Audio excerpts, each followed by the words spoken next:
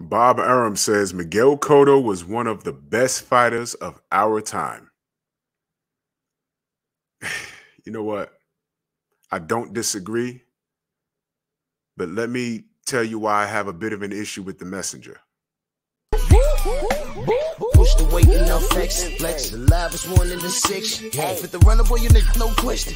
You will run a motherfucker high stepping. Hey, you never had a big enough weapon. Motherfucker never learned your lesson. I'm an 88 pack nigga. Woof. I'm an 88 pack nigga. I mean, day walker, drink blood, fangs out, full moon, motherfucker change like a hoe. I'm just a nigga from the hood trying to stack a little cheddar for the money. Drew Titan, Bronx on deck. Shout out to the mighty LDBC. I'm scrolling around on Boxing Scene and I came across this article in the title. I'll put the link in the description, but we're going to read this as a family. It says, Miguel Cotto was one of the best fighters of our time. Before I read a word else of this, I agree. I agree. Yes. Hall of Fame fighter, Miguel Cotto. My opinion. But let's read what's written in this article. Top-ranked CEO Bob Arum promoted 4-division champion Miguel Cotto of Puerto Rico for the bulk of his career. From point that he turned professional in 2000 until the moment they parted ways in 2011. Cotto would then compete as a free agent. There was a brief reunion with Top Rank a few years later before Cotto left again to fight under the Golden Boy Promotions banner. Arum's stepson, the president of Top Rank, Todd DeBuff, had advised the veteran promoter to sign the Puerto Rican star after seeing Cotto in an amateur tournament in Korea, despite being eliminated in the first round. I asked him, what was the rush to sign him? Todd told me he was going to be great. He was going to be a great professional. So I was a bit skeptical. I recalled a phone call with El Nuevo Dia. So we signed him and he ended up being a great professional. It was announced on Tuesday that Cotto would be a part of the 2022 class that would be inducted to the International Boxing Hall of Fame next June. Let me stop there for a second. That is beautiful. That is beautiful and it's well deserved. Miguel Cotto, it doesn't get any more professional than Miguel. You know, there was nothing flashy. He was a basic fighter, but the basics actually took him very, very far in his career. No troubles outside the ring that I know about. Stand-up dude. Tried to fight the best. If you look at his resume, he has. You know, the Puerto Rican community really backs him, as they do most of their fighters. Puerto Ricans are one of the great fan bases to have when they support you. I mean, that's a beautiful thing, man. And I have no issue with Miguel. With Miguel Cotto. One of my favorite fights was he fought on the undercard in Atlantic City. It was on the undercard was Vladimir Klitschko versus Sam Peter, which was a great fight in itself. He fought on the undercard on that fight. He fought a man by the name of Ricardo Torres, who was at the time, I believe he was like 27, 28-0. And if you could find that fight on YouTube, watch that fight, because Miguel got into a lot of trouble. And it was what you call an elevator match. Boom, boom, boom. Cotto's on the floor. He gets up. Boom, boom, boom. Ricardo's on the floor. He gets up. Boom, boom, boom. Cotto goes back down. Boom, boom, boom. Man, that was back in 2005, man. And that was the fight. That was the fight that made me a believer with Miguel Cotto. That was the fight, because he got up off the floor a few times. I forget how many knockdowns. If you go back and watch that fight, it wasn't a slugfest. It was two boxer punchers facing off against each other, and it was educating. And Miguel Cotto made me a believer that night. That was 2005. It was on the undercard of Vladimir Klitschko versus Sam Peter. A guy by the name of Ricardo Torres, and I believe Ricardo is from Colombia, if I'm not mistaken. But that was a fun fight to watch. The other people on Miguel's resume, guys like Carlos Quintana in 2006. Quintana is the guy that gave Paul Williams his first L. Okay, Carlos Quintana was a major player at that time. Zab Judah, Shane Mosley, Alfonso Gomez.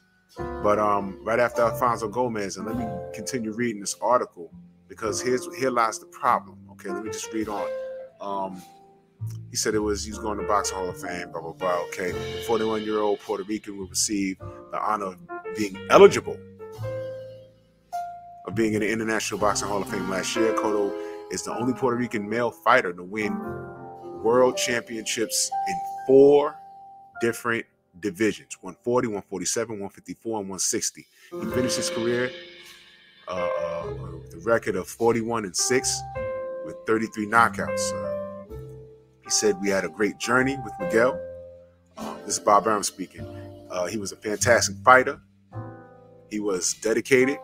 He worked hard, and he accomplished great things in boxing. He certainly deserves to be in the Boxing Hall of Fame, so I'm very proud of him. I have great memories.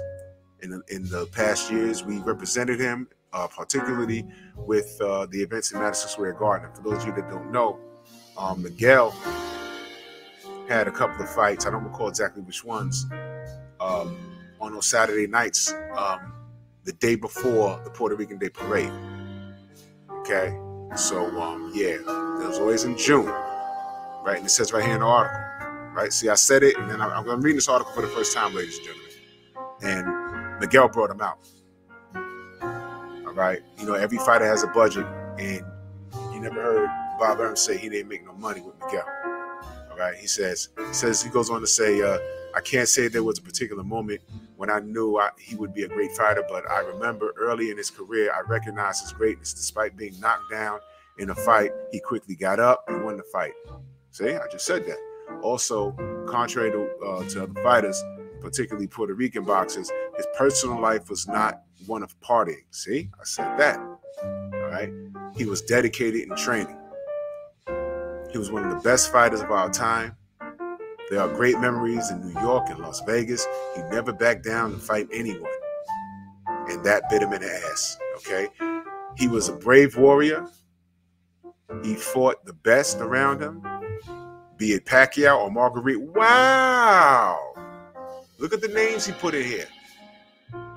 It was always against someone at the top. There was never a problem accepting a fight. That's the article, and here's my opinion. Now, it's funny. I'm reading the article, family, for the first time with you guys and gals. Manny Pacquiao and Margarito. You see? Let me explain why I don't have a problem with Miguel Cotto's career at all. I always said when he hung him up, I said, this guy's going to the Hall of Fame. Fast. Okay? I just read off some names on his box rec, and I stopped right after Alfonso Gomez. And see, reading this article down at the bottom, there's a name, Antonio Margarito. Now, what's the problem here? I'll tell you. I firmly believe that there are 2 L's on Miguel Cotto's resume that shouldn't be there. The first one is Antonio Margarito. That man cheated. Now, I remember watching that fight. When you look at it and you're just watching the fight, you're like, man, this is a classic. This is a boxer versus a puncher, and the puncher won. Puerto Rico versus Mexico, and Mexico won that night. All right? Now, when you're caught up in the drama of the fight, you're just excited watching it. And as soon as Antonio Margarito landed, he hit him in the body. And there was no defense with Miguel. He was just trying to get away. And I said, what the hell? And then he started to get lumped up, battered, bruised up. Now, I just told you, he fought a guy named Ricardo Torres, who was landing on Miguel cleanly at times. I never saw Miguel get lumped up like he did against Margarito. And when it's happening in real time, you don't pay attention to anything. He stopped Miguel. I I remember them putting the camera on his wife and kids, and they were crying in the front row. I hate seeing that, man. Leave your family home. Your kids, your wife, God damn it. I did not like that. He's spitting out blood, and I'm like, holy crap.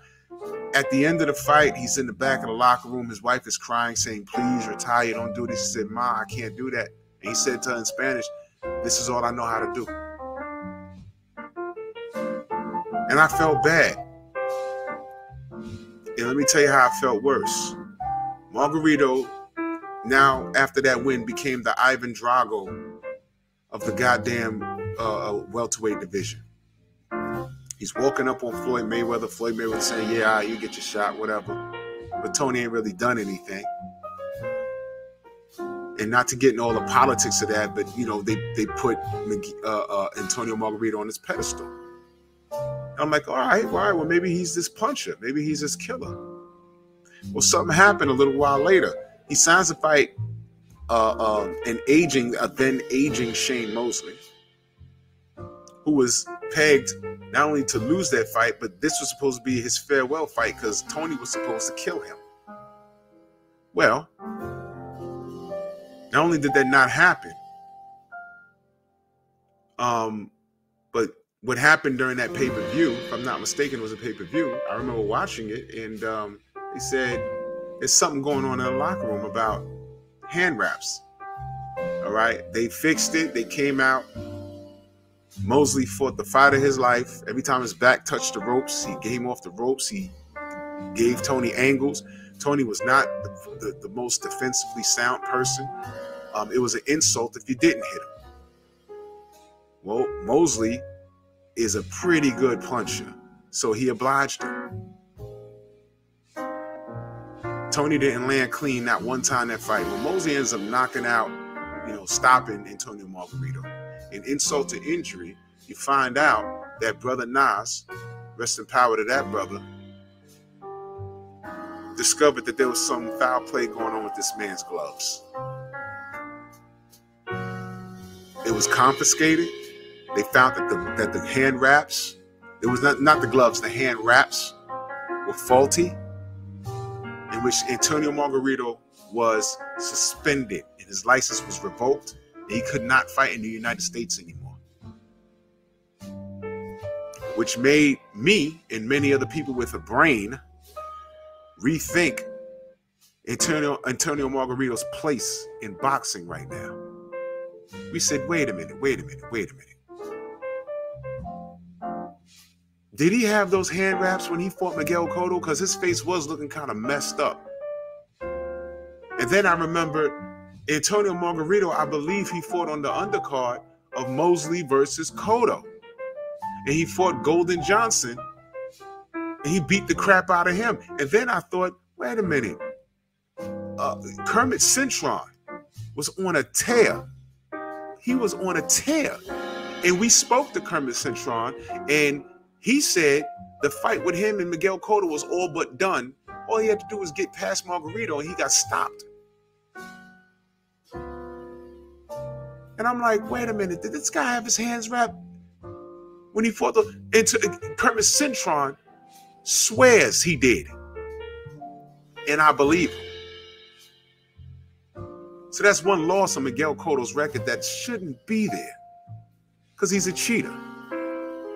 Antonio Margarito is a cheater. Bob Arum, rather than put Manny Pacquiao in the ring with Floyd Mayweather and stop making us wait for 4 or 5 years, he goes down to Mexico, gets Antonio Margarito, brings him back, pulls some strings. Next thing you know, Manny Pacquiao is fighting Antonio Margarito in Dallas and busts his eye up. And I said, good. I'm glad he busted his eye up because the guy's a cheater. But I said, man, was it that serious? You, rather than letting Manny Pacquiao fight Floyd Mayweather, you ran down and got this guy a fighting license in America again? What you did to Miguel Cotto was attempted murder. Now, mind you, ain't no one running around saying, hey, man, that's Margarito's fault. I mean, that's Cotto's fault. He didn't have anybody in his camp watching the hand wraps. I bet you he did. Did anybody in Miguel's camp have the know-how to watch and see what they was doing. No one wants to talk about that, though. And y'all know why I brought that up. But never mind. There's just certain things you can't catch. He got away with it. Do y'all remember, I believe it was the 24/7, when they signed the rematch for Margarito and Cotto? And he zoomed in on his iPad. He said, yeah, you didn't cheat me? He said, what's that? You zoomed in on his fist. Tony Margarito had the hand wraps out when he was celebrating after he beat Cotto. The hand wraps were a totally different color. I think it was like a pink or something. Like you see in the picture here.